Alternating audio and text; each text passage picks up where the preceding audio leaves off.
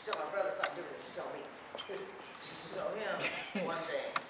She told me though, she said, and she told us all actually, in school you got to do 3 times. That's right. As well as the other kids. And she made sure we stayed in white schools. I went to Catholic schools.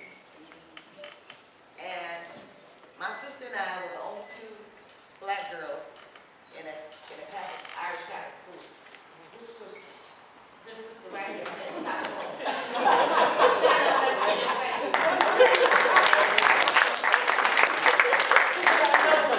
And this mother, she wasn't there yet. She the baby. But we had to fight our way to school, through school, and home from school every day.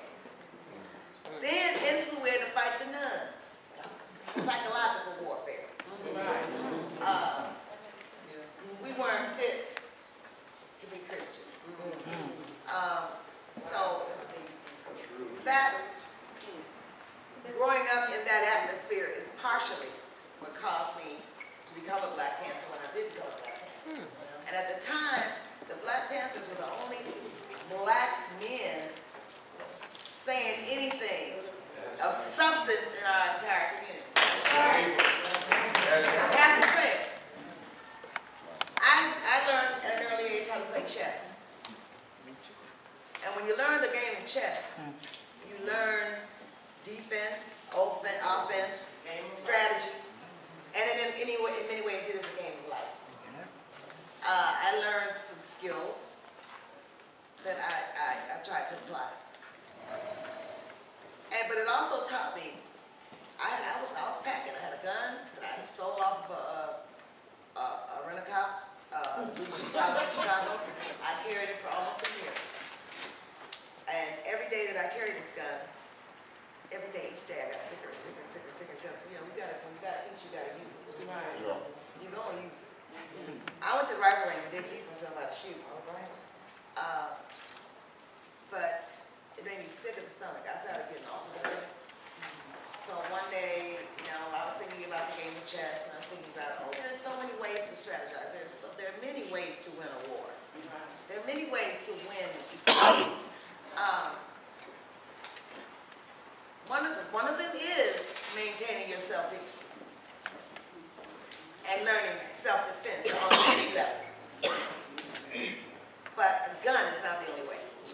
So I got rid of the gun. I went to the University of Chicago. I lived in the University of Chicago. I took the gun, threw it in Bobby's pond, and in the pond there. And then from that time on, I felt so much better. And I said, okay, I'm going to find another way to fight the good fight. The good fight is fundamentally doing what feels good and feels correct here. When right here in the solar plexus, if you're in touch with yourself, and I see a child, and any child I see, look, it's my child. That's right. I feel responsible for that baby. I feel responsible for each child. And when I walk through these schools and seeing how the quality of education that our children are getting in schools, that made me happy. And that's what made me start the education initiative that we have going on right now in my foundation. We have kids three nights a week at USC. We bus them from Compton to USC, and they're on campus. They can feel the campus, they can see it, they can smell it. And then the students there are their tutors. Those are professionals. So they get to share a lot of how they got to college and what they have to do to maintain their grade averages. What they have to do to in order not to get in debt to the system. So this gun initiative is so important. I believe in having your home peace now. Ain't nobody coming in my house doing anything.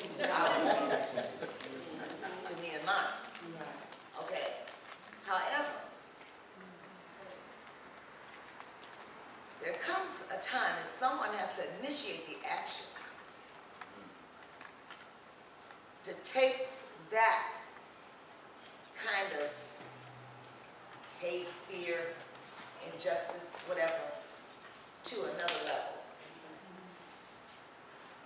A lot of the energy that these young brothers are spent joining gangs and using those weapons are simply initiation rites.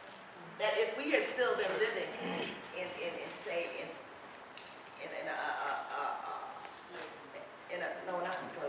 forced slavery, if we'd been living in a community of a small community of people where there was a head man and a king and a medicine man and whatnot, a tribe. There would be rites of initiation that each young man had to go through. That's what's missing in our communities. Our sons don't have rites of passage.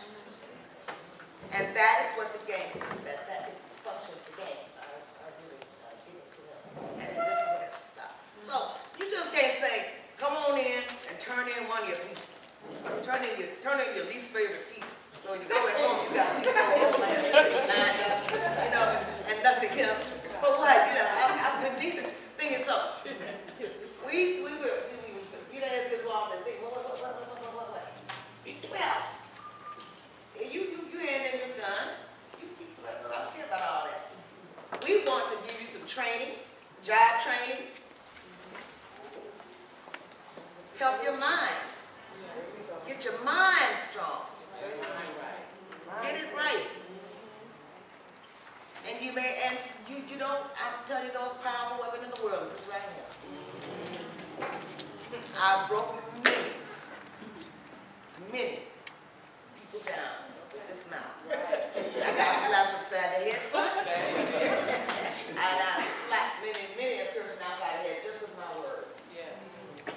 And with your words, you can be the most powerful, but you got to learn how to read the words. You got to learn how to say the words. You got to learn the words. You have to learn how to read. So this is what we're offering. We're offering counseling, tutoring, and then the job training and the jobs. If you're turning a gun. Veronica, who runs my foundation, can fill us all in on the particulars. It's in May. I'm really excited about this because I never saw the logic in, bringing a gun and then walk away. It's just, here we have an exchange going on. And I think it's a damn good one. Yes, ma'am. One that we need right now. And as far as Trayvon is concerned, he is all of our sons. He belongs to every one of us. And this whole investigation has taken so damn long because people out there trying to cover their damn tracks. That's right.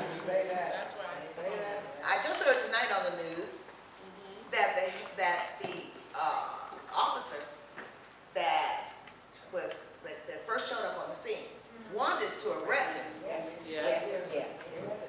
What's his name? Zimmerman. Wanted to arrest him. For manslaughter. That's right. But he called the higher ups. They told him back off. That's right. And they kept that baby's body there for 3 days. What? 3 whole days in the morgue. What lie they stick together. Trying to figure out what they're going to do. How we're going to save this fool this time. We had a record of nutsiness. I'm just straight out mad. His father's a judge. That's all.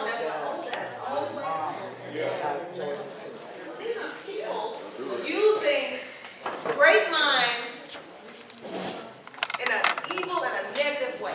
Right. I just think if they took that power and used it in a positive way, where we'd all be right now. So I am totally. It just took so long for somebody to come to the table to the fore.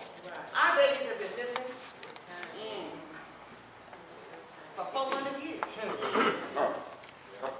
We ain't made the front page yet. Say that. The shame of this, it took a month to make the front page. It took